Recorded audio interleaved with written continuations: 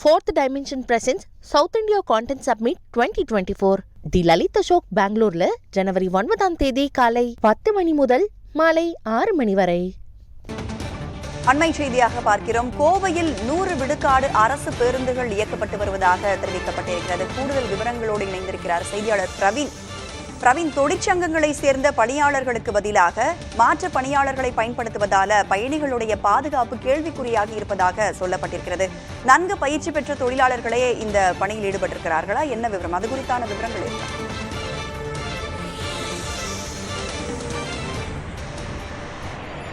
ராதா, போக்குவரத்து தொழிற்சங்கத்தை சேர்ந்தவர்கள் பல்வேறு கட்ட போராட்டங்களை எடுத்து வந்த நிலையில் இன்று முதல் தொடர் கால வரையற்ற அந்த வேலைநிறுத்த போராட்டம் போன்றவற்றிற்கு அழைப்பு விடுத்திருந்தனர். இவ்வாறான சூழலில் பார்த்தோம் என்றால் ஒரு குறிப்பிட்ட தரப்பினர் மட்டுமே தற்போது போராட்டத்தில் ஈடுபட்டு வருவதாகவும் 100% வழக்கம் போல தற்போது இயங்கிக் கொண்டிருப்பதாக, பேருந்துகள் இயங்கிக் கொண்டிருப்பதாக மாவட்ட நிர்வாகம் தரப்பில் கூறப்பட்டுள்ளது.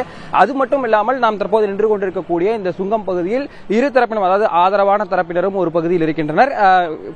போராட்டத்தை அறிவித்து இங்கு இருக்கக்கூடியவர்களும் இங்கே இருக்கின்றனர். இங்கு இருக்கக்கூடிய இந்த போராட்டத்தில் ஈடுபட்டுள்ள அந்த பல்வேறு சங்கங்களைச் சேர்ந்தவர்கள் கூறும்போது இன்றைய நிலவரத்தை பொறுத்தவரையில் கோவையில் அந்த கூடுதல் அந்த பயிற்சி பெற்றவர்கள் என்ற தரப்பில் இருக்கக்கூடியவர்கள் யாரும் இன்று அந்த பேருந்து மற்றும் நடத்துனர் பணிகளுக்கு செல்லவில்லை.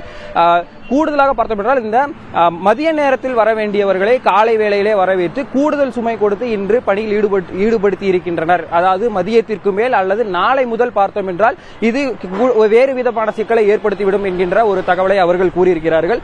மாவட்ட நிர்வாகம் தரப்பில் நாம் கேட்டபோது எல்பிஎஃப் தொழிற்சங்கம் மற்றும் இதர தொழிற்சங்கத்தில் இருக்கக்கூடிய ஓட்டுநர்கள் மற்றும் நடத்துனர்களை வைத்து முழுமையாக இயக்குவதற்கான நடவடிக்கைகள் எடுத்திருப்பதாகவும், அது மட்டும் இல்லாமல் வட்டார போக்குவரத்து அலுவலகத்திலிருந்து பயிற்சி பெற்ற வெளி ஓட்டுநர்களின் பட்டியல் பெறப்பெற்று தேவைப்பட்டால் நாளை முதல் அவர்களை பயன்படுத்துவதற்குண்டான நடவடிக்கை எடுக்கப்பட்டுள்ளதாக கூறியிருக்கின்றனர்.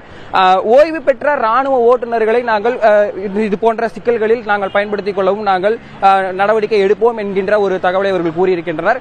பணிமனைகளை பொறுத்தவரையில் பார்த்தோம் என்றால் கோவை மாவட்டத்தில் இருக்கக்கூடிய 17 பணிமனைகளில் இருந்தும் இன்று இயக்கப்பட வேண்டிய 581 பேருந்துகளும் வழக்கம் போல இயங்குவதாகவும், பொதுமக்களுக்கு எவ்வித சிக்கலும் இல்லாமல் அனைத்து விதமான அந்த போக்குவரத்திற்கு உண்டான நடவடிக்கைகளும் எடுத்துவிட்டதாக மாவட்ட நிர்வாகம் தரப்பிலும் போக்குவரத்து தரப்பிலும் தெரிவிக்கப்பட்டுள்ளது. இவ்வாறான சூழலில் நீங்கள் அந்த முன்னர் குறிப்பிட்டிருந்தது போல இந்த பயிற்சி பெற்றவர்கள் என்கின்ற அந்த ஒரு நிலைமை இன்றைய சூழலில் இல்லை.